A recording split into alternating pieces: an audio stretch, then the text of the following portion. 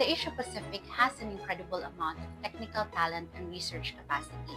but there is a lot of work to be done in improving the research ecosystem to make it easier for researchers to publish their work so they can stand shoulder to shoulder with their peers in Europe and the Americas and gain equal recognition.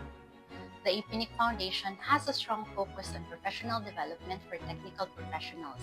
and this collaboration with ORCID will connect the Foundation's network of professionals with the tools they need to ensure their research is recognized as their own work.